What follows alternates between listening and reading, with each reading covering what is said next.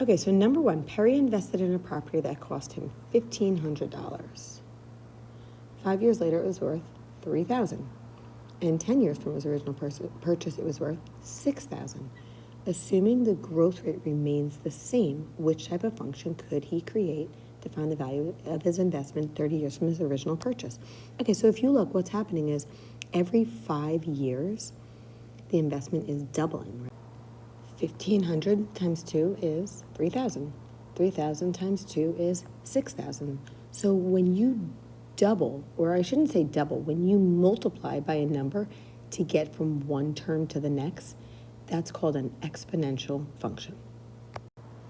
Okay, so that's going to leave us with choice one, an exponential function. Okay, now number two, which table best represents an exponential relationship? Well, basically we know that exponential, right, we're multiplying by a consistent number to get from one term to the next, right? So if the numbers are growing like it was in number one, we're multiplying by a number greater than 1. If the numbers are getting smaller, then we're just multiplying by a fraction. Okay, so if you look at choice, this first table right here, look at the y values, right? Aren't they basically being cut in half to get from one term to the next? So when you're cutting numbers in half to get from one term to the next, what we're essentially doing is we're just multiplying by 1/2 to get from one term to the next. So table choice one shows the exponential relationship. Okay, number 3 wants to know which statement about this graph is false. I'm going to underline false because that's important. Okay, a lot of times people miss that word. Now what I did was I sketched a picture of this graph. I mean, you could graph it in your calculator. Remember, to get the log base, once you go to y equals, you would hit the math button and you could scroll all the way down, or it's faster to scroll up until you see log base, and that's going to allow you to graph a log function with this base of 6. Okay, so what's going to happen with this log function is basically this graph right here, it's going to come closer and closer and closer to our y-axis, but it's never going to reach it. So our y-axis is where the asymptote is, okay? An asymptote, I'm going to draw a dotted line to represent the asymptote. An asymptote is a line that our graph approaches, but it never actually reaches it. Okay, now, remember, whenever you have any vertical line, it has the equation x equals, and since it's crossing through the x-axis at 0, the equation of this would be x equals 0. Okay, so if we look at answer choice 1, it says the asymptote has equation x equals 0. Well, that's true. Okay, we just showed that. We're looking for what's false. So choice 1 is out. Okay, that's not one of our answers. All right, then choice 2, the graph has no y-intercept. Well, that's true as well, because here's your y-axis, right? Remember, our graph is never actually going to reach that y-axis, so our graph does not have a y-intercept. All right, choice 3, the domain is the set of all real numbers. Now, the domain refers to our x values, okay, along the x-axis here. Our graph is never going to reach any of these negative x values. So the domain is not going to be the set of all real numbers. It's only going to be the set of positive x values, okay? It's never going to reach this negative portion of the x-axis. So choice 3 is our false statement. And just quickly, the reason why this one is true, the range refers to your y values, how high and how low the graph goes. This arrow is going to point down and continue to hit all the negative y values. And although this is going to the right, as it does, it is getting higher and higher. So it's eventually going to hit all the positive y values as well. So this is a true statement. The range is anything and everything. Okay, number 4 wants to know what's true about the graph of this. So you can go to y equals in your calculator and graph it, and you'll see here we have exponential growth. Okay, now this function, right, if we think about the asymptote, isn't this coming closer and closer and closer, this time to our x-axis, without ever reaching it? So our asymptote, let me just draw a dotted line right here, is going to be our x-axis. Okay, and we know the equation of that is y equals 0. So this time our asymptote is at y equals 0. Whenever it's horizontal, it's always y, right? It crosses through the y-axis, so y equals 0. Okay, so this time they want to know which is true. Well, there you have it, choice 1. The asymptote has the equation y equals 0. That's what we found right there. So choice 1 is our answer. I'll just quickly go through the other choices in case you thought it was one of those. It says the graph passes through 1, 0. Well, 1, 0 is over here, okay? It passes through 0, 1, but it does not pass through 1, 0, okay? It actually doesn't hit the x-axis at all. So this one's not true. Choice 3, the domain is the set of all positive reals, okay? Domain refers to your x values. Well, although it does hit the positive values on the x-axis, it's also going to come over here and use the negative values on the x-axis. So the domain is a set of all reals, not just positive reals. So that one's out. And then here the graph is always decreasing. Well, we can clearly see as you go from left to right, the graph is actually going up, so it would be increasing. Okay, number 5. So they give us this equation, and it represents the depreciation. We could tell it's going down because this number is less than 1 of a new car purchased in 2003. Okay, which of the following explanations describes how the car's value changes year after year? Okay, choice 1. The value of the car depreciates by this amount each year. Well, it's not going to depreciate by a consistent amount each year because that would be a linear equation, okay? Here we have an exponential equation. If our power is an exponent, so it's going down by a rate, not a constant, not a set amount each year. Okay, so that one, no good. Let's figure out what the rate is that it's going down by. Now, we know in the parentheses here, right, this is equal to 1 minus the rate. So if you want to figure out what the rate is, we can just subtract this number from 100%, or 1 whole. So if we do 1 minus 0.93, that'll give us the rate. Okay, so 1 minus 0.93 would be 0.07. So that is our rate. That's the rate at which the value of the car is going down by each year. So I see that right here in choice 4. The value of the car decreases by 7% each year. Okay, and just to point out, this means that it maintains 93% of its value each year, but it goes down by 7% each year. Okay, so number 6, I kind of highlighted the key points here. Now, when you read a problem, whenever you see the word compounded, I always want you to underline that as along with whatever comes after it, because that's what tells us what formula we're going to be using. So since it's compound monthly, we are going to use our compound interest formula. Okay, now, I just want to point out, these are the values they give us: 5,000, 3.5%, and 6 years. So I'm going to place these values in the formula as I read. Okay, so 5,000 is what is being invested. So that's going to go, I'll do it over here. That's what's going to go in for the P. So that's going to go right here. Okay, and then we have 1 plus. Now our rate is 3.5%, but we know we have to change it to a decimal by moving the decimal 2 places to the left. So that'll be 0.035. Compounded monthly. Well, since there's 12 months in a year, that tells us that the number of compounds per year is going to be 12. So I'm going to replace both of these ends in the formula with 12s. And then they want to know how much to the nearest 10 cents would be in the account after 6 years. So that 6 is our time, so I'm going to replace the T with a 6. Now, whenever you're solving for the left side of the equation, that's the easiest one to do, because all you have to do is just take this entire thing right here and just plug it in your calculator. And please don't try to do it in parts. Plug it in exactly like you see it.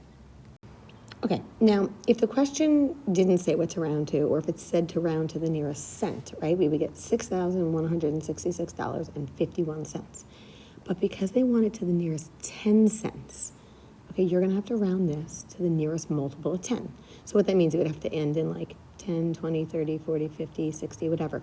But 51 is closer to 50 cents than it is to 60 cents, so it's going to round down to 50 cents. So choice 4 will be our answer. Okay, so number 7, the number of houses in Destin, Florida grows every year according to the function h of t, where h represents the number of houses since January of 2010. So what they want us to do is they just want us to explain what these two numbers represent. Okay, now the 880, based on where it is within the equation, we could tell this is in the initial spot. So what does that mean specifically? Well, that would be the number of houses in Destin, Florida in the year, basically in January of 2010. Okay, now the 1.024, right? We know in here this represents 1 plus the rate. So the rate would have to be 0.024. Now to change that to a percent, if we moved it over twice, it would be 2.4%. So basically what that number represents is a growth rate in the number of houses by 2.4% per year. And it's important to say per year because it happens every single year. Okay, now part B, so this is still about the same problem, in terms of quarterly growth rate, which of the following functions could best represent this? Okay, so let's go back to our original function. Okay, I left some space in here because we know we're going to have to enter some numbers, but this original function shows us, since t, which represents years, is on the outside, this represents the yearly growth rate, okay? It grows by, we said, 2.4% per year. We're looking for the quarterly growth rate, okay? So if we want to figure out what the growth rate is 4 times per year, right? There's 4 quarters in a year, right? Quarterly 4. What we do is we just put that number in front of the t. But to compensate for doing that, we put its reciprocal inside the parentheses. Okay, and then basically all you really have to do is we're going to leave this 4t on the outside. You just have to plug this into your calculator, so 1.024 to the 1/4 power, and just see what that's equal to. Okay, so everything else remains the same. You're going to bring everything else down. Just leave this blank for a minute. And again, you're just plugging what you see in the parentheses into your calculator and figure out what that's equal to. So when you do, you get approximately 1.0059, which matches up with choice 2.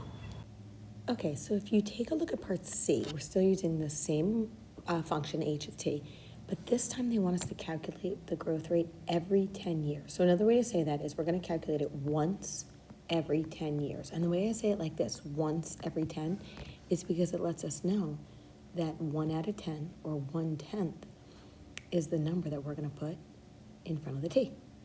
Okay, so if we put a 1/10 in front of the t, we need to put its reciprocal inside the parentheses to compensate. Okay, so now you can see how I brought down the h of t equals 880. Now 1.024 to the 10th power. Okay, you're taking this and raising it to the 10th. We're going to do that in our calculator. And when we do, we get approximately 1.2677. Okay, I'm just rounding to that because that's what the answer choices did. And then if you notice in the answer choices, instead of writing 1/10 t, they rewrote this as t over 10. Because remember, this is like a t over 1, so the t is technically on top. So you could rewrite this as t over 10. Okay, and we could see that that matches up with choice 4. Okay, so number 8, this time they don't actually give you the equation, so we're going to have to come up with our own. All right, so it says suppose a company's revenue increased by 3.88%. All right, I'm just going to underline that. So what's happening is within our parentheses, right, we know it's 1 plus the rate. Well, to change this out of percent form, we just take the decimal and move it back twice. So this would be 0.0388. And that's what really goes like within the parentheses, right? 1 plus the rate, so it'd be 1.0388 to the t power, okay, to the time power. Now, I'm leaving a little space because we know we're probably going to have to insert a number there. So it wants to know basically what the monthly growth rate is going to be. So if we change this to monthly growth rate. Now, months occurs 12 times per year. So that's the number that we're going to put in front of our t. Now we know if we put a 12 in front of the t, we have to put its reciprocal, 1/12, on the inside of the parentheses to compensate for that. All right, so now let's do this. Let's plug this in our calculator, so 1.0388 to the 1/12 power. And when you do, you see you get approximately 1.0032. Actually, I'm going to stop at the 3 because I'm looking at the answer choices here. Okay, now you can bring down the 12t power, but let's think about this. 12t is another way of saying 12 times per year. And what occurs 12 times per year? A month. So what that means is we could rewrite that 12t in terms of months, which the question told us to use m. So choice 1 will be our answer. All right, so if we take a look at number 9, we're given this formula B of t, and what they want us to do is they want us to convert to quarterly rate of growth. Now, we know that quarterly means 4 times per year, right? So what we're going to do is we're going to stick a 4 in front of that t. And then to compensate for putting a 4 there to keep our B of t equivalent to the original function, we're going to put the reciprocal of 4 on the inside of the parentheses.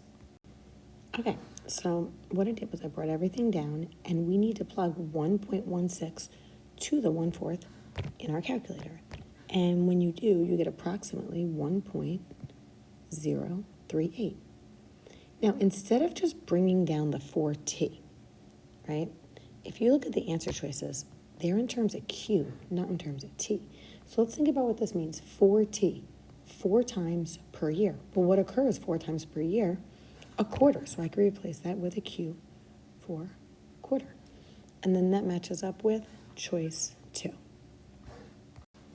Okay, so with number 10, they give us a function to represent the amount of money in Cameron's account, C of t, and t is the time in years. Now what they want us to do is they want us to change it to weekly growth rate. So we know that there are 52 weeks in a year, so we're going to be looking at the growth rate 52 times per year. So this 52 is what we put in front of the t. And then to compensate for putting a number in there, we have to put its reciprocal on the inside of the parentheses, so 1/52. Okay, so now we're going to plug the 1.06 to the 1/52 power in our calculator. And when we do, we see we get approximately, I'm going to use a lot of decimals because look at these answer choices. Okay, so you get approximately 1.0011211184. Wow. Okay, I hope I wrote that right. And since the answer choices are still in terms of t, we're just going to take the 52t and just bring it right down. All right, so that matches up with what? Choice 2. Okay, so if we take a look at number 11, Kellyanne has $20,000 to invest. She puts half the money into an account that grows at an annual rate of 0.9% compounded monthly. So I'm going to underline that. Okay, so let's think about it. The compound interest formula. All right, we know it looks like this. Okay, so first of all, the initial amount, she's putting in half of 20,000. She's putting in 10,000. Okay, then we have 1 plus, oh man, this is 1 plus r over n. Okay, so the rate is 0.9%. So if you move the decimal place back twice to get rid of the percent, right, like 1, 2, it's going to be 0.009. That's what we're going to plug in for the rate. So 0.009. Now, n stands for the number of compounds per year. So if it's compounded monthly, both of these n's we have to replace with 12s. And then I'm going to leave it in terms of t. Okay, so now let me just simplify this a little. So this is going to be 10,000 because I'm looking at how the answer choices are written. So I don't see a parenthesis that looks like this. All right, if you plug in your calculator 1 plus 0.009 divided by 12 and hit enter, it looks like it gives you 1.00075. Okay, we can close that up. And then I'm just going to take this 12t, this exponent, and just bring it right down. Okay, so this is what she's getting from the first half of the account, the first half of the money she's, investing. Now, you could see right off the bat, the only answer choice that even matches with that part of it is choice 4. So I'm assuming choice 4 is going to be the answer, but let's take a look at this part. Okay, then in addition to that, I'm going to add to that. All right, now let's keep reading the problem. Let's go back to it. At the same time, she puts the other half of the money into an account that grows continuously. Let me underline that. At an annual rate of 0.08%. Okay, so when we see grows continuously, right, we know we're using APER. Okay, so again, for the P, the initial amount, she's plugging in half of 20,000, which would be 10,000. And then we have E. And then the rate, if you take this decimal that I just basically drew over and move it back twice, it becomes 0.008. And we're going to leave it in terms of t, to the t power. Right, so we can see that this clearly matches up with choice 4. Okay, that's what this says. All right, let's take a look at number 12. So Jen invested $5,000 in an account in 2020. The amount of money in the account is increasing according to the following formula they just give us right here. Okay, now, it says where P is the value of the account at T years after 2020. So T represents years. So we could see that this inside here is not the yearly growth rate because we have a 3 in front of the T. This is the growth rate 3 times per year. Okay, now what they want us to do is they want us to find the annual rate of growth, which means they want us to find the yearly growth rate. So if you want to find the yearly growth rate, then you have to get the T, since it represents years, by itself on the outside of the parentheses. Okay, so it's actually pretty easy to do. You don't even have to insert any numbers. If we want to get this T by itself, all you do is take this 3 that's in front of the T and just move it to the inside of the parentheses. So I'm actually just going to erase this 3 right here, and then I'm just going to move it to the inside of the parentheses. Okay, so there it is. All right, so really, I mean, we can bring down all of this. We even bring down the exponent of t, and you're just plugging this into your calculator. All right, so you're plugging in 1.0235 to the third. And when you do, you get approximately 1.0722. Okay, now, we know within the parentheses it's 1 plus the rate, right? So doesn't that mean that this number that's being added to 1 has to be the rate? All right, now let's see how they want us to write our answer. They want it to the nearest 10th of a percent. Okay, so to change to a percent, we know we just take this decimal right here, right? And we move it 2 places to the right. So that would become 7.2%, right? To the nearest 10th of a percent, the rate would be 7.2%. Okay, so in number 13, they give us this function, and it talks about the 5-year growth rates of population in New York City.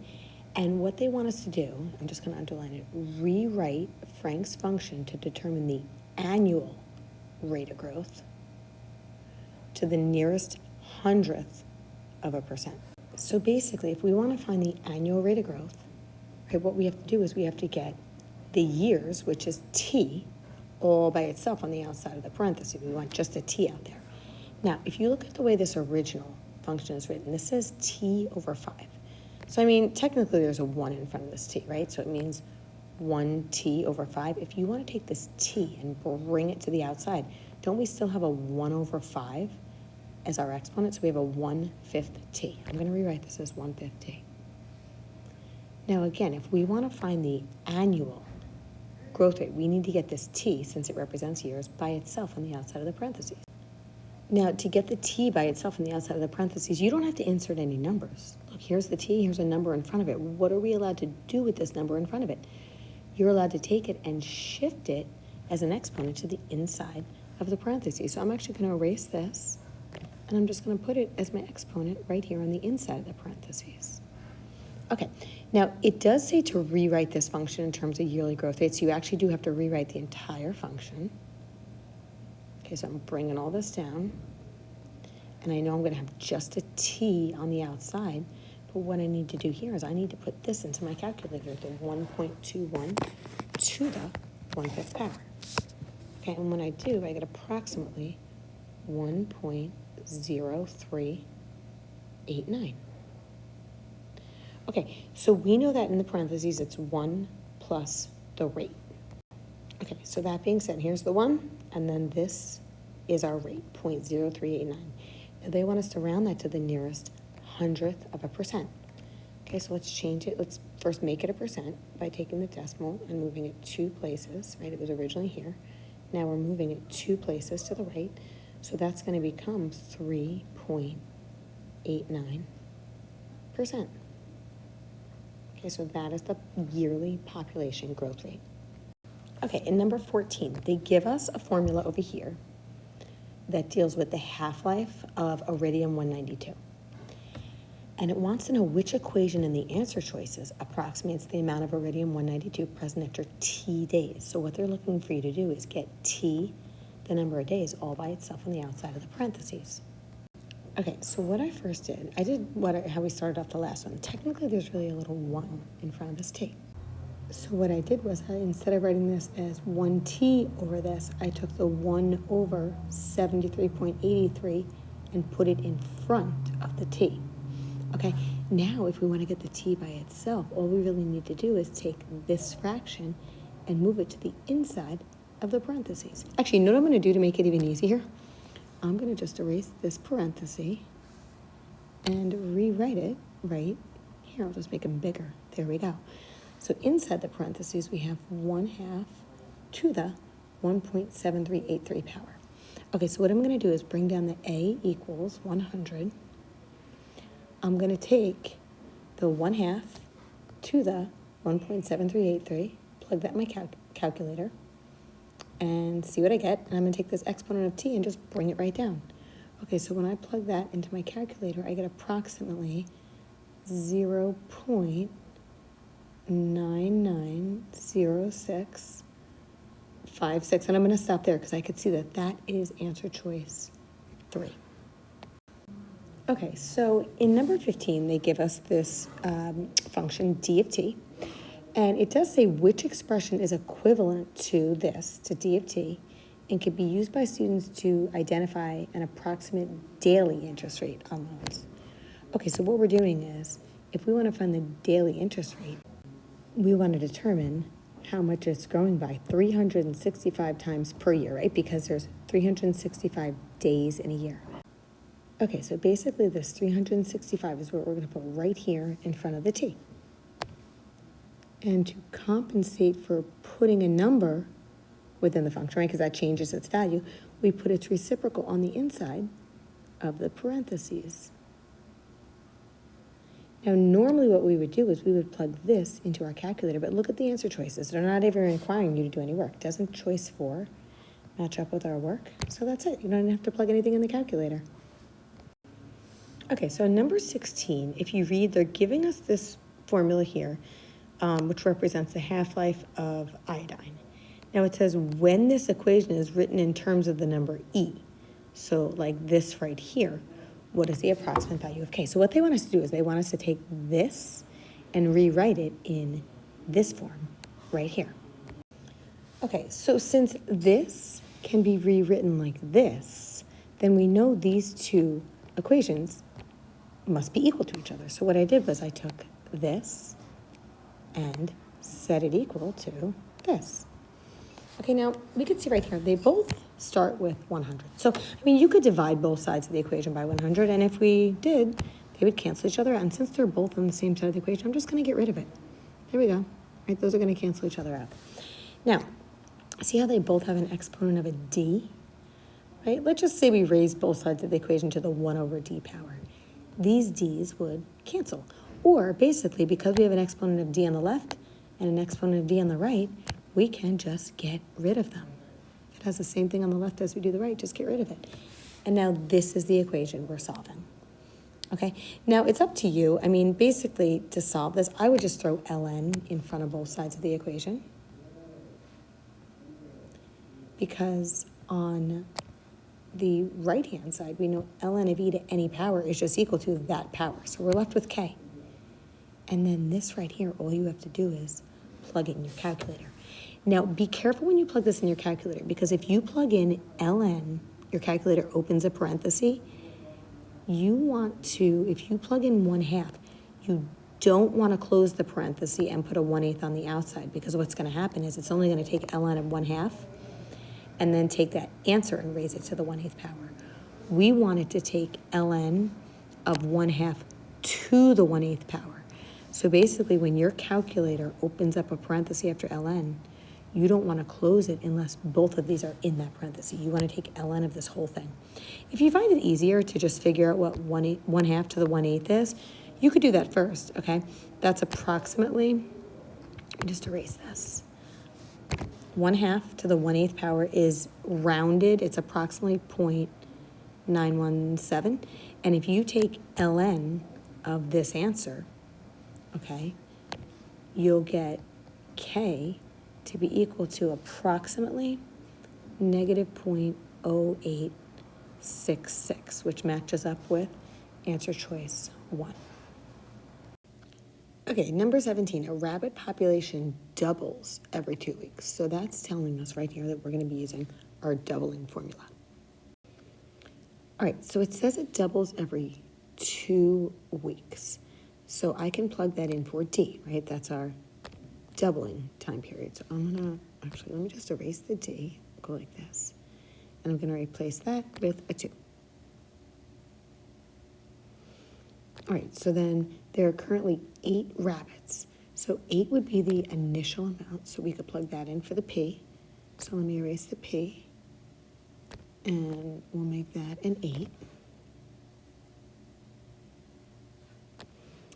If T represents the time in weeks, okay, so we plugged in 2 weeks for the D, and P of T is the population of rabbits with respect to time. So they're telling me instead of A, let's use P of T.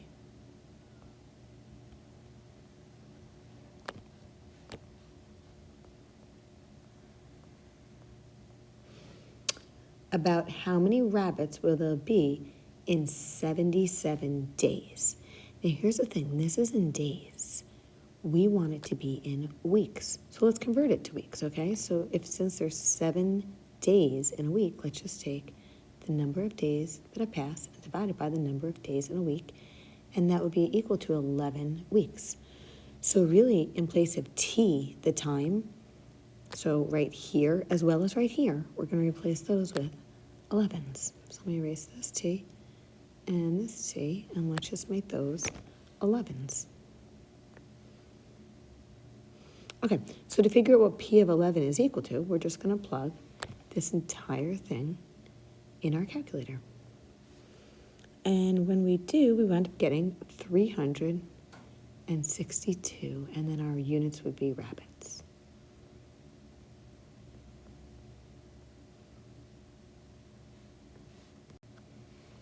Okay, so number 18 talks about a pain reliever that is taken in 160 milligram dosages and has a half-life of 6 hours. So you could see they just used the half-life formula, right? Here's the initial amount. 6 hours is the half-life, so it was plugged in for H, and this is in terms of T. Okay, so basically, according to this function, which statement is true? All right, well, let's just think about what this means. If the half-life is 6 hours, what that means is after 6 hours, this will be cut in half. So after 6 hours, there'll only be 80 milligrams left. Okay, so I'm going to put this in a table. So basically, after 0 hours, right, no time has passed, we're starting off with 160 milligrams. Okay, that's the initial dosage. Now, since the half-life is 6 hours, what that means is after 6 hours have passed, the amount of milligrams is cut in half, so we'll have 80 left. Okay, after another 6 hours has passed, let's make that 12 hours. This will be cut in half again, so this would be 40 milligrams. Okay, so then after another 6 hours, so 12 plus 6 would be 18, so after 18 hours, the amount of substance is cut in half again, so half of 40 would be 20, and this just continues, okay? After another 6 hours, so at 24 hours, this will be 10 milligrams left in the body, and so on. It keeps going. All right, so let's see which statement is true. All right, in 1 hour, 80 milligrams of pain reliever is remaining. Well, that's not true. That's after 6 hours, so that one's out. Okay, choice 2. In 12 hours, 40 milligrams of pain reliever is remaining. Well, let's see, after 12 hours, there is 40 remaining, so choice 2 is our answer. All right, and just quickly, the reason why the other ones don't work. In 24 hours, there is no pain reliever remaining. Well, we found that there was 10 milligrams. Every hour, the amount of pain reliever remaining is cut in half. Well, if the half-life is 6 hours, it should say every 6 hours, the amount of pain reliever remaining is cut in half. So 3 and 4 do not work either. Okay, so in number 19, they're talking about the half-life of sodium iodide 131. Now, because we're talking about half-life, I know we're going to use our half-life formula. And I just highlighted the key points. So they told us that it has a half-life of 1.8 hours, And they want to know what will remain. So if we're looking for what will remain, that means we're looking for the A. All right, in the body after 18 hours. So this is the time, and they tell us the half-life is 1.8. So I could plug in 18 for the time and 1.8 for the half-life. All right, so let me just bring that down. So we know the 1/2 stays.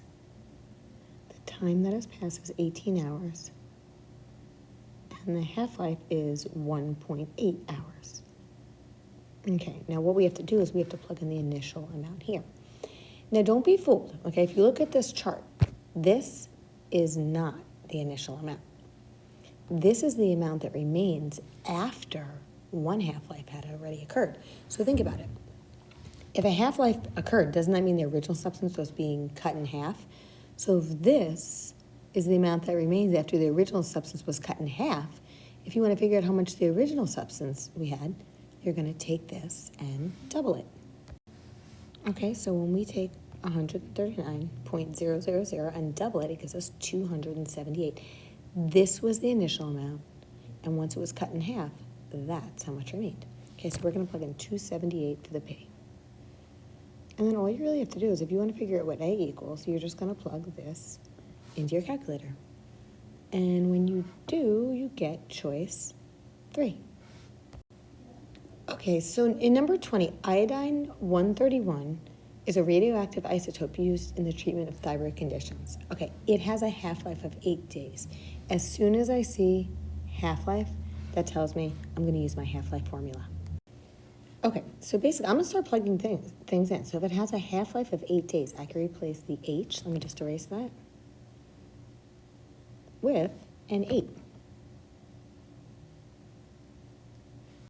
Okay, so a patient is given 20 milligrams. So if this is what they're given, this is going to be the initial amount. So I'm going to replace the P.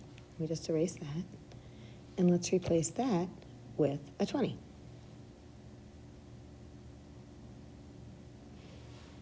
Okay, it says, and is allowed to take another 20 milligram dose when 12% of the original dose remains in the body. So remains, isn't this the remaining amount? So they're allowed to take another dose. Let me just highlight this. When 12% of the original dose remains in the body. So what we have to do is we have to figure out what is 12% of this original dose. All right, I'm going to do that off to the side. So 12% is 0.12 times the original dose, which was 20. Okay, so 12% of 20, 0.12 times 20, is equal to 2.4. So they're allowed to take another dose when 2.4 milligrams remains in the body. So I'm going to replace the A, the remaining amount, with 2.4.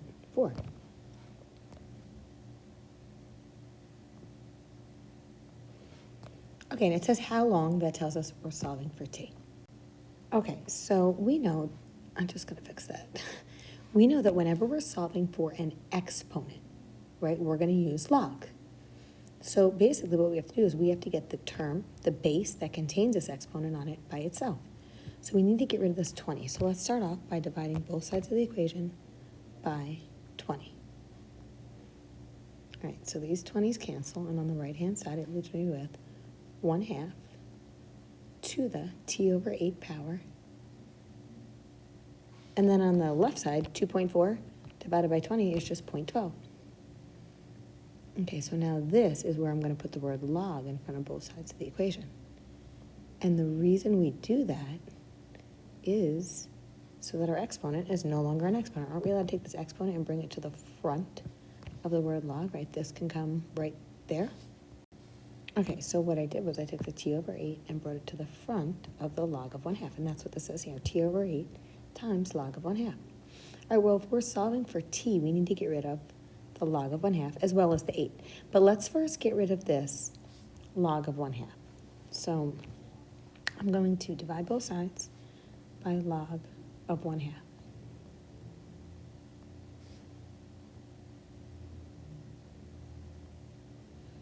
Okay, so these cancel, and I can bring down the t divided by 8, or the t over 8.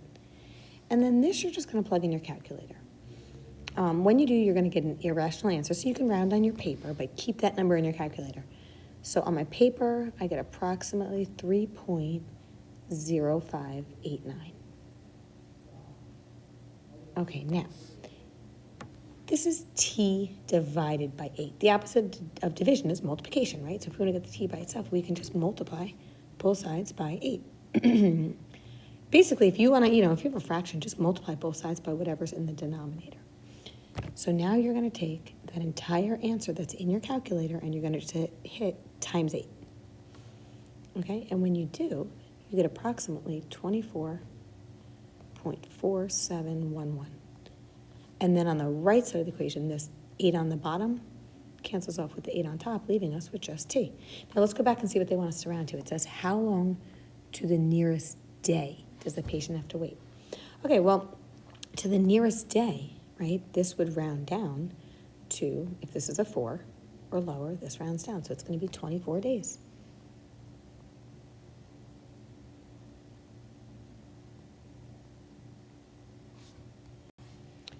Okay, so in number 21, they give you a formula, and basically you just have to read the question and look at what everything stands for, right? So for example, P sub n is the present amount borrowed, N is the number of monthly pay periods, PMT is the monthly payment, and I is the interest rate per month. So all you have to do is just literally just read the question and figure out what to plug in where. Okay, so I'm going to start from the beginning and read. So it says here, the formula below can be used to determine the monthly payment on a 5-year car loan. Okay, now if you look down here, right, N stands for the number of monthly pay periods. So we know there's 12 months in a year, and if you're paying this off over 5 years, 5 years times 12 months per year would be 60 months. So this is going to be paid off over 60 months. So in place of the N, which is right here, we're going to replace that with a 60. And see this negative sign here? We're going to have negative 60 as our exponent. So let me erase this, and we're going to put negative 60 there. Okay, I'm going to keep reading. Now remember, this just told us what everything stood for. It says Donovan wants to keep his monthly payments at $400. So monthly payments. Doesn't it say PMT is monthly payment? So I'm going to replace the PMT with 400. Okay, that's what the monthly payments are. So let's erase PMT, and let's replace that with 400. Okay, determine an appropriate down payment to the nearest dollar. Now, we know, I just want to, say whenever they ask for a down payment, what is it that we're actually trying to find? We're trying to find the amount borrowed, right? The down payment isn't actually built into the formula, right? Nothing up here will say down payment. But if we can find the amount borrowed, we could subtract that from the price of the car, and that's what will give us our down payment. Okay, so what that's telling us is we need to find the amount borrowed. So we're looking for, see right here, P sub n is the present amount borrowed. This is what we're looking for. Okay, so it looks like the only other thing we have to plug in numbers for over here is the I. Now, it says right here that I stands for the interest rate per month, and doesn't it say the monthly percentage rate is 0.625%? Now, this does have a percent. Even though it's a decimal, it has a percent. So we need to get rid of the percent. We have to move this decimal place over twice. So we have to move it once, twice. So it's actually going to be 0.00625. So I probably should have left myself a little more room for these i's, but I'm going to replace both of these i's with 0.00625. Wow, that was tight. And same thing down here. All right, well, luckily, all we have to do is, since everything is numbers over here, we just have to plug that in our calculator and plug it in exactly like you see it, 400 parenthesis. And I would hit alpha y equals to make a fraction and plug in everything exactly to the t like you see it. Okay, so when we do, I just want to point out, they do want us to round to the nearest dollar. So the present amount borrowed, P sub n, is going to be equal to, let's see, when you plug that in, it rounds to $19,900 $1,262. Now, that's not what they were asking for. That's the present amount borrowed. That's how much we want to borrow. Now, if you look here, the cost of the car is $36,000. If we want to find the down payment, basically how much money we're putting down on this car, you're going to take the price of the car and subtract from it how much we want to borrow, and that'll leave us with the down payment. Okay, so basically you're taking the price of the car, and if you subtract off how much you have to borrow, that's going to leave you with the amount of money that you have to put down, the amount of money you have to give up front in order to only have to borrow this amount of money. So this right here, $16,038, is our answer. Okay, so in 22, same thing. They give you an example, and you just have to read what everything stands for and just plug it into the formula. Okay, so let's see. We have Dom is looking to buy a vacation home for $485,600 near his favorite southern beach. All right, so this is the price of the home. The formula to compute mortgage payment, so M stands for the mortgage payment, is this, where P is the principal amount on the loan, R is the monthly interest rate, N is the number of monthly payments. Okay, Dom's bank offers a monthly interest rate of this percent. Okay, if this is our percent, since it has a percent after it, when we plug it into the formula, we need to take the decimal and move it back 2 places. So that'll give us 0.00415. That's what we're going to replace all of our R's with, 0.00415. Okay, as we keep reading, it says for a 15-year mortgage. So this is the number of years they're going to pay it off over. Now here it says N is the number of monthly payments.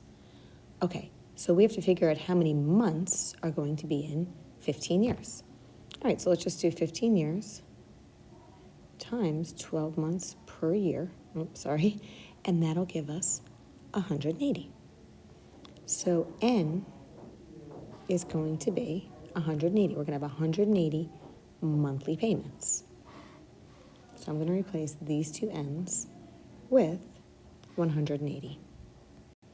Okay, now if you keep reading, this is important with no down payment. If he has no money to put down, what that means is he needs to borrow the full amount. So this $485,600 is going to be the principal amount on the loan. That's how much he's going to borrow. So I'm going to replace this P with that value. Okay, now what we're solving for here is the M. Okay, we're solving, it says determine Dom's mortgage payment. And does an M stand for the mortgage payment? So all you have to do is just plug this entire thing exactly like you see it. Don't try to do it in parts. Plug the whole thing in to your calculator. And I know I covered it here, but it says to round your answer to the nearest dollar. All right, so when you do, we see that he's going to wind up having to pay $3,835 per month. Okay, now there's a part B. It says algebraically determine and state the down payment. Now remember, whenever they're asking for down payment isn't built into the formula. What they want you to find is the amount borrowed, and then we can use that to help us find the down payment. Okay, so we're going to be solving for the amount borrowed, the P. Okay, so I'm going to go back to this original formula, and P is what we're going to be solving for. Okay, so I brought down the P, and I kept all of this the same. This isn't going to change. The interest rate is the interest rate, and the amount of time we're paying it over, stays the same.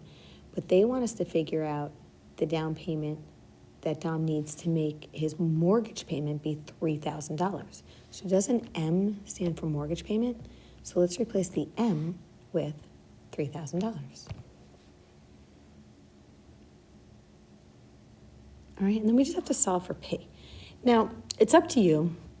We know that to get P by itself, we have to divide both sides of the equation by this whole thing. So you could just plug in your calculator, 3,000 divided by this whole big thing, and you'll get your answer. Some people like to first plug this in your calculator and write it as a decimal, and then do 3,000 divided by that decimal.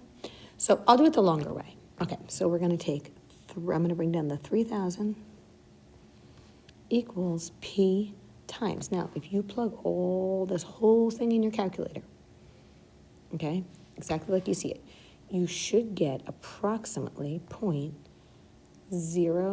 0. I'm going to write a lot of this. 789, 75, 218. That's the whole thing my calculator gives me. Okay, so basically 3,000 is equal to P times this decimal. So if we want to get the P by itself, in your calculator, you could just type in 3,000 divided by answer. Right? You're going to do 3,000 divided by the answer that your calculator just gave you. Now I'm showing the work here. Okay, so I'm showing that I'm dividing both sides by that decimal. And what's going to happen is on the right side, they're going to cancel, and I can bring down the P. And on the left-hand side, you want to round this to the nearest dollar. Okay, so that's going to give me $379,000 and $866. So $379,866. Now, that's not what they're asking for. That's your P. That's the amount we want to borrow. What the question is asking us to find is the down payment. How much money does Dom have to give in the very beginning, right, in order for this to be the amount that he borrows? So it's pretty straightforward. You just take the price of the house and subtract off how much he's going to be borrowing from the bank, and that'll tell us what his down payment was, how much money he had in the beginning to put down on this house. Okay, so again, if we take the price of the home and subtract off how much he's going to borrow to pay off this house, that'll leave us with, doing it over here, the amount of money he is going to have to put down in the very beginning. And we get $105,734. Number 23, Tony is evaluating his retirement savings. He currently has $350,000 in his account, which earns an interest rate of 6.8% compounded quarterly. Now, I'm going to stop because as soon as I see compounded quarterly, I know I'm going to have to use my compound interest formula. Okay, so he wants to determine how much he will have in the account in the future, even if he makes no additional contributions. Okay, so it says for the first part, write a function a of t to represent the amount of money that will be in his account in t years. So they're telling us instead of a, they want it in function notation. They want us to write a of t. Okay. Now p, the initial amount, would be the $350,000 that he currently has in there.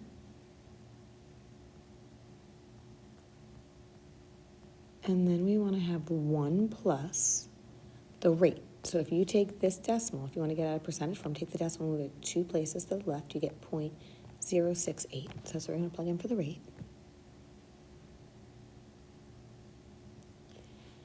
And if something's compounded quarterly, right, that means it's compounded 4 times a year.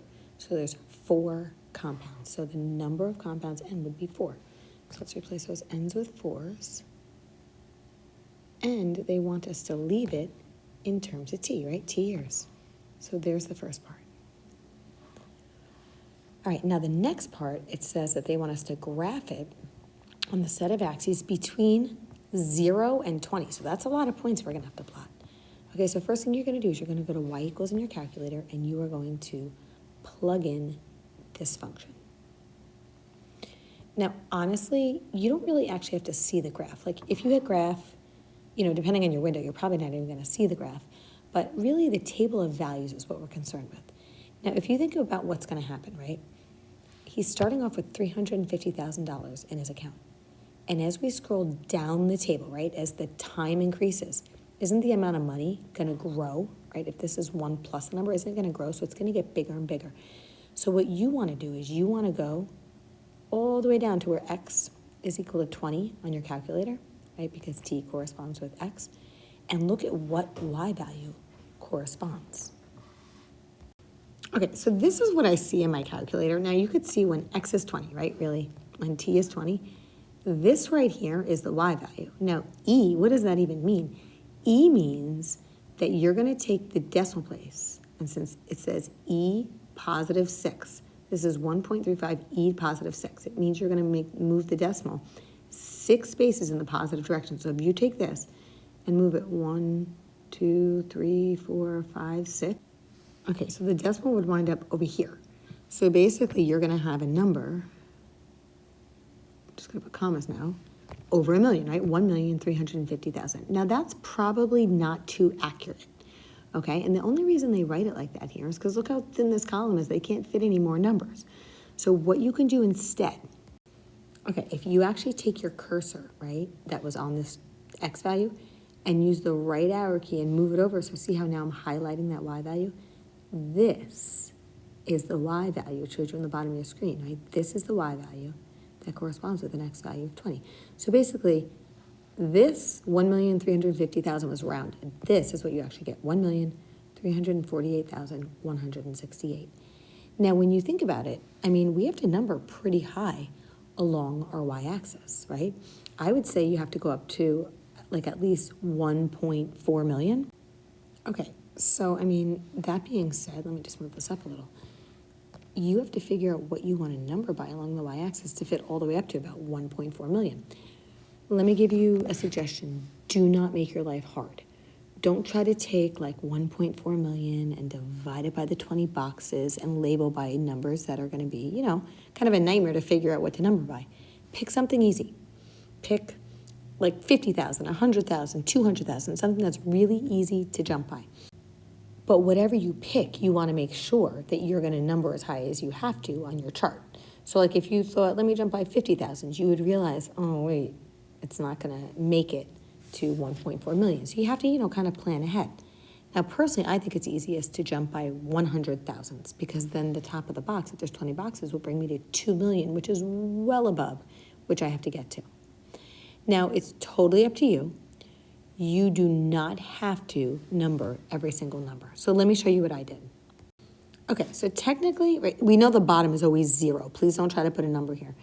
So technically, I jumped by 100,000s, but I only labeled every other number, right? So 100,000, 200,000, 300,000, 400,000, 500,000, 600,000, and so on.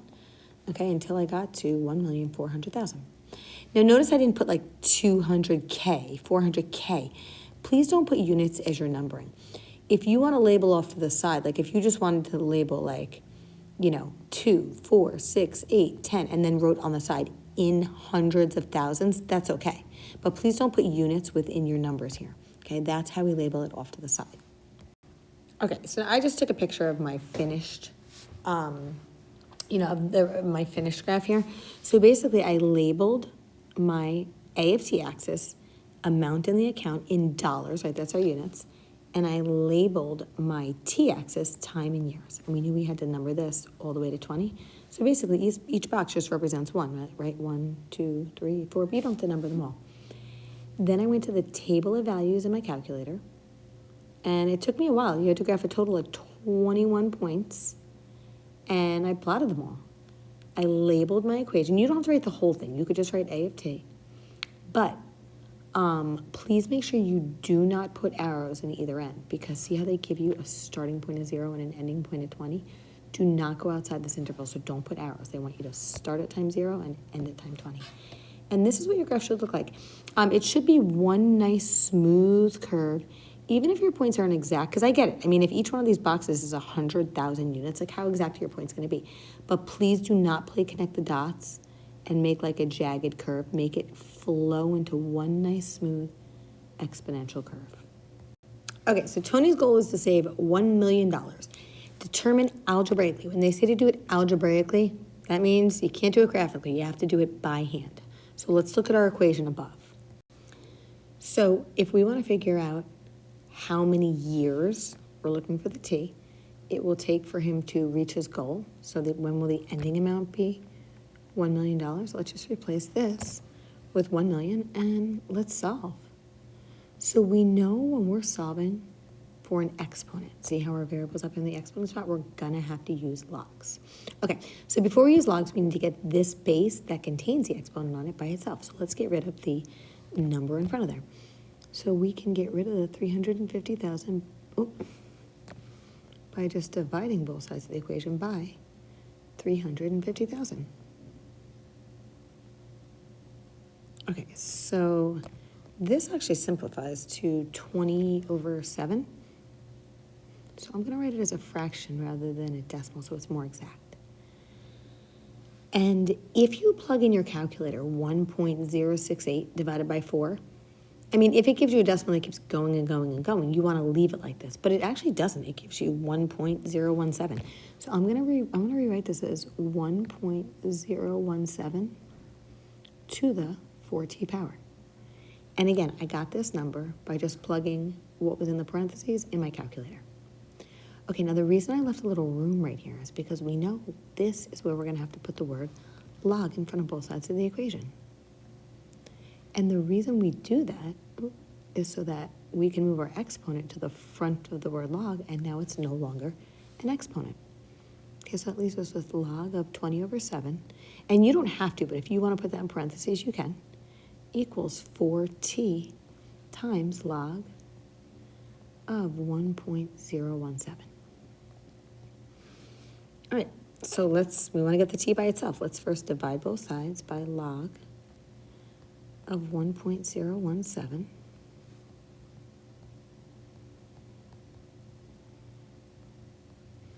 And on the right side, we have 4t. And on the left side, you have to just plug this in your calculator. And although we're going to round on our paper, we are going to keep that number in our calculator. So on our paper, I'm going to round to 62.2777. Okay, and then in our calculator, we're going to take that entire answer and just hit divided by 4. And when you do, you get approximately 15.5694. Okay, now let me just see what they say to round to. Right here, the nearest year. So this rounds up to 16 years, so it will take him 16 years to reach his goal. All right, now we're not done because it does have another part. It says explain how your graph A of t confirms your answer. Okay, I kind of had to squeeze it in over here, but I said right here, the graph confirms this because at t equals 16, right, if you look along the t-axis or the x-axis and go to 16 and follow it up, you'll see that your graph A of t is just above 1 million.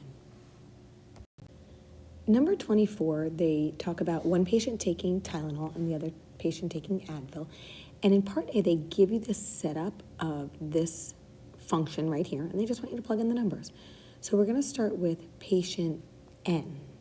Okay, patient N is given 800 milligrams of Tylenol, so we plug in 800 for the A sub 0. Okay, but they tell us A sub 0 is the initial dose. So we're going to replace that A sub 0 with 800. Then I brought down the E to the negative.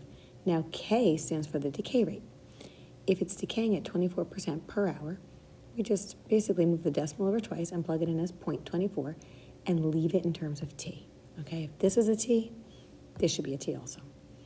Now patient M, right, they're the one that took Advil, and they took 100 milligram dose. So we put 100 in for the A sub 0 for the initial dose. And it was decaying at a rate of 29% per hour, so we put in 0.29 for the K. And don't forget about these negative signs here, okay, because there is a negative in the formula, which is just showing that the amount of drug that's left in the body, whether it be Tylenol or Advil, is going down. It's decaying by these percentages. Okay, now part B just wants you to graph them. So in part B, you're going to go to y equals in your calculator, and you're going to plug this function into y1 and just use an x instead of a y in your calculator, and you're going to plug this function into y2. So you're going to y1 and plugging this in, and y2 and plugging this in. Now, with this one, I mean, you could hit graph, unless you adjust your window, you're not going to see the graph. You don't have to see the graph. Basically, you could just look at the table of values and figure out, exactly how high you need to number on the axes. But, think about this, okay? So this patient is taking 1,000 milligrams. And from there, isn't it going down? So wouldn't 1,000 be the biggest number we need? This patient's taking 800, and it's going down. So really, this is even less than that. So we need to number up to at least 1,000 on the y-axis. So, there's 20 boxes. If you just take 1,000 and divide it by 20 boxes, each box could represent 50 units. Okay, so I didn't number all the numbers, but I basically made each box represent 50 units. So we know the bottom is always 0, so this would be 50, 100, 150, 200, all the way up to 1,000. And I labeled this amount remaining in milligrams. So this is the amount of Tylenol or Advil remaining in the body in milligrams. Okay, Okay, now along the bottom, it doesn't say what we have to number to, so that's up to you. But what I would do is I would go to my table of values, and whenever you graph two functions, you want to try to graph enough points so if the functions are going to intersect, they will at least intersect on your paper. So let me show you what I mean. Okay, so I just took a picture of like the table of values. Now what you could see is that y2 is greater than y1 from the start, right? So this graph is going to be higher than that graph. Now as you work your way down the table, right, y2 is still bigger than y1. y2 is still bigger than y1. Same thing here, y2 is still bigger. y2 is still bigger. Once you hit when t equals 5, right, time 5 hours, what you'll notice is that y2 is now below y1. So they must have intersected sometime between 4 and 5 hours. So you want to graph to at least 5 along your t-axis. But you could do more if you want. You can graph to 10 if you want. Graph to whatever you want. But I would graph to at least a little bit past 5. Okay, so I mean, you could see here, this is what my graphs look like. Notice I didn't put arrows on the left end because it's not going to continue this way, because if so, then the time would be negative, and we can't have negative time. So this is like the starting time at time 0. But I did put arrows on this side because your function will continue. Okay, and I labeled which was which, and make sure you label your t-axis, time in hours, and your y-axis. I labeled it, I think originally I labeled it amount remaining, but here I said I have amount left in body in milligrams. Part C says to the nearest hour t, when does the amount of the drug remaining in patient N begin to exceed the amount of the drug remaining in patient M? Okay, so we know from the graph on the previous page that it happens sometime between hour 4 and 5. But we have to know, does it happen, because it says to the nearest hour, does it happen closer to hour 4 or closer to hour 5? So I'm actually going to use my calculator and do second trace intersect. And I'm going to figure out whether the time is closer to 4 or closer to 5. You could do this algebraically as well, but I'm going to do this graphically. Okay, so I have these in my calculator. If I hit graph, my window is not set up to see them. I can change my window if I want, but I'm going to just leave it because since there's really only one point of intersection, if you do second trace and choice 5, okay, I'm coming down here. Well, I don't have to show you that. I'm just hitting the 5 for intersect. When I hit enter, enter, enter, see where it says intersection right there? We can see this is the time that it occurs at. And this is the number of milligrams remaining in the body. Okay, so if you look at this right here, it's approximately, I'm going to say for right now, 4.46. Doesn't that round down to 4 hours? Okay, so let me just move this out of the way for a minute. So I'll put this over here. So to show work, I mean, you can kind of show a sketch of this on your paper, and you could show here's M of t, and here is N of t, right? It doesn't have to be specific. And where they intersect here occurs when t is approximately right here, 4.46. So that occurs closer to 4 hours. So that's going to be our answer for letter C.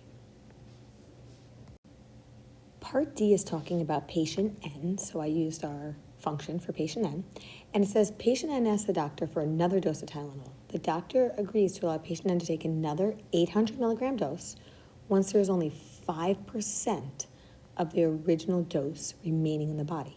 So we want to know how long will it take patient N to have to wait to the nearest 10th of an hour. So we're looking for how long, we're looking for the t. So over here for the remaining amount, we're going to have to plug in whatever 5% of the original 800 milligram dose is. So 5% would be 0.05. So if we want to find 5% of 800, we're just going to multiply 800 by 0.05. And when you do, you get 40. So what I have to do is I'm going to replace this N of t with 40. All right, and let's just solve this. Now, we know whenever we're solving for an exponent, we're going to have to use logs. But because we have an e, we're going to use that special log, right? The natural log, which we call ln. So let's first get this e to this power by itself. Let's get rid of this 800 by dividing both sides by 800. All right, so 40 divided by 800 would be 0.05. And then over here, we're left with e to the negative 0.24t power. Now, to get rid of an e, we like to put an ln in front of it, right?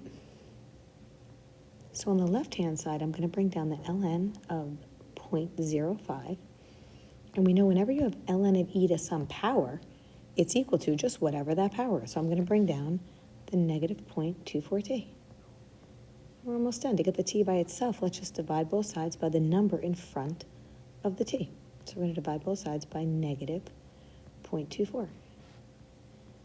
And then this, you could just plug in your calculator.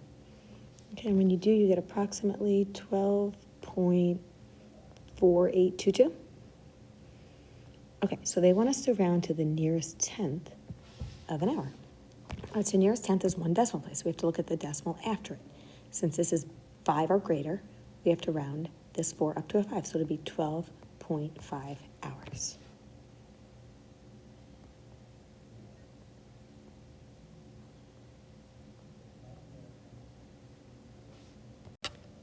Number 25. So after mixing Jell-O, it is placed in the refrigerator to cool where the constant temperature is 36 degrees. When placed in the refrigerator, the temperature of the Jell-O was 85 degrees. According to Newton's law of cooling, the temperature of the Jell-O can be modeled by this equation. And they tell you what everything stands for. So T sub A is the temperature of the surroundings, the ambient temperature. So that's going to be the temperature of where we're actually placing the Jell-O.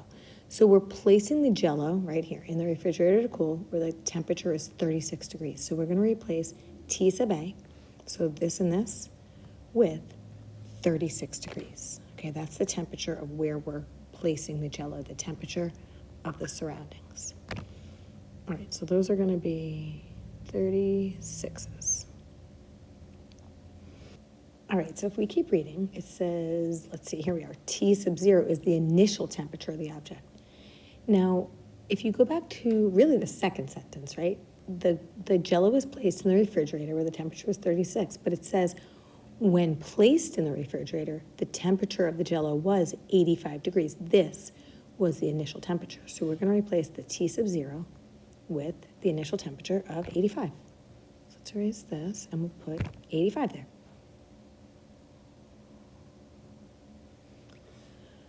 Okay, let's see what else we have. So they tell us that T is the time in minutes, T of T is the temperature of the object after T minutes, and K is the decay constant. Okay, if the temperature of the Jell-O after 20 minutes, so this is our time, 20, I can replace the T with a 20. I'm just going to put that in parentheses because it's next to the K. All right, so if the temperature of the Jell-O after 20 minutes is 60 degrees, so this is going to go in for T of T. This is the temperature of the object after a certain time has passed. So the temperature of the object after 20 minutes was 60 degrees, so we're going to replace that with a 60. And they want us to find the decay constant. We're going to solve for K. K is the decay constant. All right, so first thing I'm going to do is I'm going to get rid of this 36 by subtracting it from both sides of the equation. Okay, so 60 minus 36 is 24, and these are going to cancel, so I'm going to bring down the equal. Now, I'm going to just combine these two numbers. 85 minus 36 is 49, so I'm going to write this as 49, and then I'll bring over the e to that. And instead of writing negative k times 20, isn't that the same thing as negative 20k? So let's just rewrite that as negative 20k. Okay, now since we have an e right here as our base, we want to get this e to the negative 20k by itself. So let's get rid of the 49. Let's divide both sides of the equation by 49. All right, so I'm just going to leave the left-hand side as 24 over 49. That way it's exact. Okay, I'm not rounding as a decimal if I don't have to. And over here, I'm left with e to the negative 20k. And we know to get rid of an e, we want to put an ln in front of it. But if we do that on the right side of the equation, we have to do that on the left as well. All right, so On the left-hand side of the equation, we have ln of 24 over 49 equals, and what happens, the reason why we put an ln in front of an e is because ln of e to any power is equal to whatever that exponent is. So I'm just going to bring down the exponent, but it's no longer an exponent, right? And then to finish solving for k, we're going to divide both sides by 20. I'm sorry, negative 20. All right, so that leaves us with k equals, now they want us to round our answer to the nearest thousandth. So if you plug this in your calculator, and by the way, this is, sorry, sometimes this pen is hard to write with on here. This is supposed to say divided by negative 20. But anyway, if you plug this into your calculator to the nearest thousandth, you'll wind up with k being equal to 0.036. Okay, so that's what k is equal to. Now, it looks like there's a part B, so I have a feeling we're probably going to need this to help us with part B. So let's see what they want. Okay, how long will it take for the Jell-O in the refrigerator to reach a temperature of 40 degrees? Round your answer to the nearest minute. Okay, so this time they want us to replace the T of T, right? The temperature after a certain time has passed with 40 degrees. So we're going to replace that with 40 degrees. Now, the temperature of the surroundings, right, the T sub A, those are going to stay the same. And the T sub 0, the initial temperature, that's going to stay the same. So we can basically just kind of copy that down from the first part.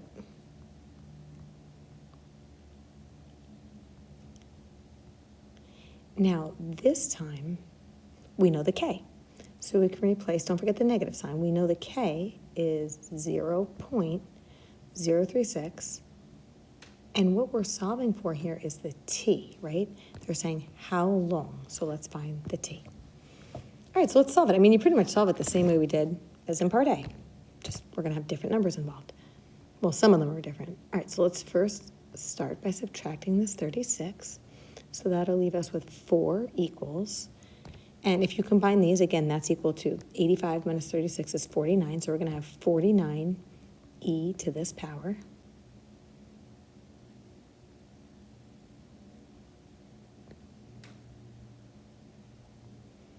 Okay, and we want to get the e, the space of e by itself, so let's get rid of the 49 by dividing both sides by 49. And I'm going to just leave this as 4 over 49. And these cancel, leaving me with e to the negative 0.036 t power. All right, and then we know to get rid of an e, we put an ln in front of it. So let's put an ln in front of both sides of the equation. And that'll leave us with ln of this fraction equals, well, ln of e to this power, basically an ln is used to get rid of the e, so we're left with just whatever the exponent says, negative 0.036t. And to get the t by itself, just divide both sides by the number that's in front of it. So divide both sides by negative 0.036. All right, so this you're just going to plug in your calculator. And when you do, you get approximately 69.5979. But they want us to round to the nearest minute. So that would round up to 70 minutes.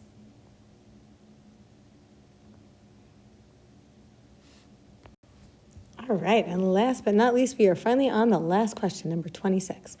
So in 26, they give us this formula, okay, Newton's law of cooling, and over here they explain what everything means. So you just really have to read the problem and figure out what goes in where. Okay, so the brewing pot temperature of coffee is 180 degrees, and the room temperature is 76 degrees. All right, so 76 degrees, I'm going to start with that one. That's the room temperature, which is going to be the temperature of the surrounding object. It's basically the temperature of your surroundings. Okay, so 76 is the temperature of our surroundings, so we're going to plug that in for both of the T sub A's.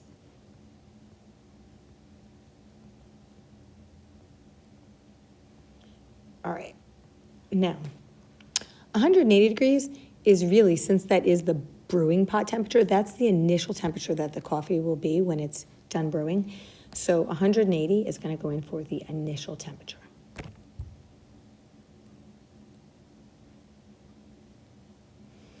Okay, then let's see what else we have. As we read, I'm going to actually jump down here. After 5 minutes, so this is a time, we're going to plug that in for the T. Okay, I'm kind of looking ahead. It says determine the value of K. So I'm going to bring down the K, and I'm going to plug in 5 for the T. And then it says after 5 minutes, the temperature of the coffee is 168 degrees. This is going to be the temperature after a certain time has passed. So this is going to go over here on the left-hand side of the equation. And honestly, if you ever get stuck as to what goes where, think about it. If you're heating up coffee and placing it in a room, doesn't it get cooler over time? So the initial temperature should be the highest temperature when you're talking about coffee. So that's going to go there. Okay? The temperature of the surrounding object. So it should really just be the temperature of the surrounding environment, right? The room we're placing it in is 76 degrees. Because the room is cooler, that's what's making the coffee cool down.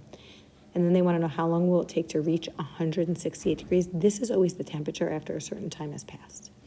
All right, so let's solve this. So I'm going to solve this the same exact way we did number 25.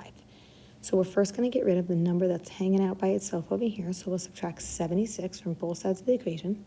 So that's going to leave us with 92 equals, and I always like to combine these two numbers, right? 180 minus 76 is 104. So we're going to have 104. And then e to the negative, I'm going to write this as negative 5k power. I'm going to put the number before the variable.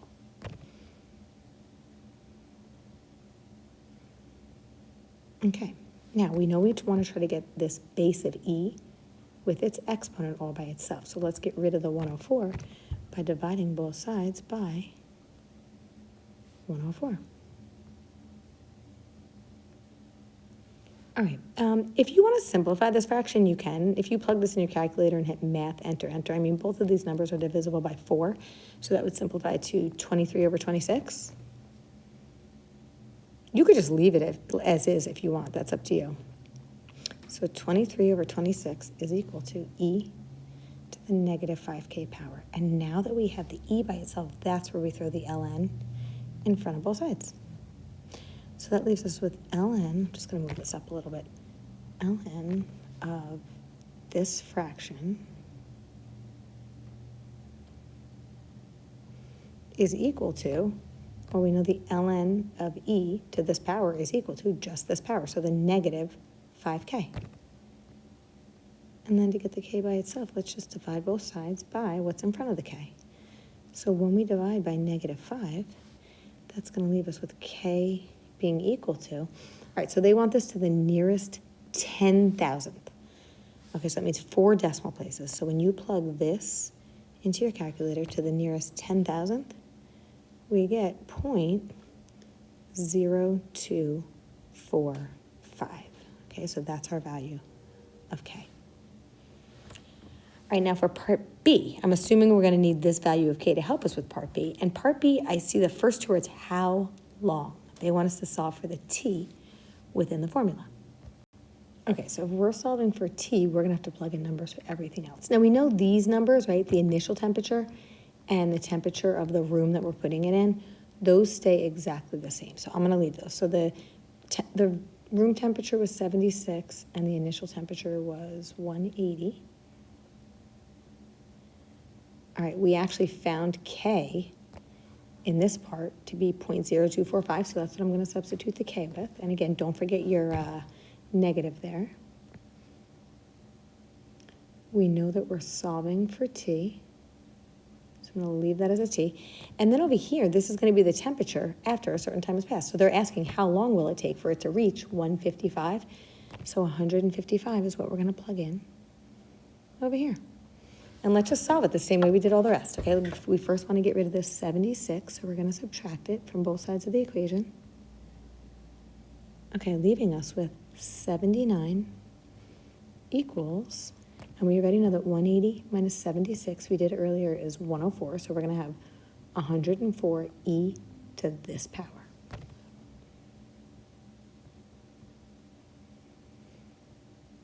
Okay, now because we have an e in our equation, we want to try to get the e being raised to its power all by itself. Okay, so we have to get rid of that 104. So it's easy enough to do. We just divide both sides by 104. Okay, now I'm going to just leave this as is because that doesn't simplify. Okay, I mean, technically you could write it as a decimal, but then that's rounding in the middle of the problem, and if you don't have to, we try to avoid that if we can. So 79 over 104 equals e to the negative 0.0245 power. I'm sorry, 45 t power. All right, so now to get rid of the e, let's put an ln in front of it. So we just bring down the left-hand side of the equation. And on the right-hand side of an equation, on the right-hand side of the equation, basically ln of e to this power is equal to just this power. So I'm going to bring that down, and when I do, it's no longer an exponent. So now, to get the t by itself, just divide both sides of the equation by the number that's in front of the t.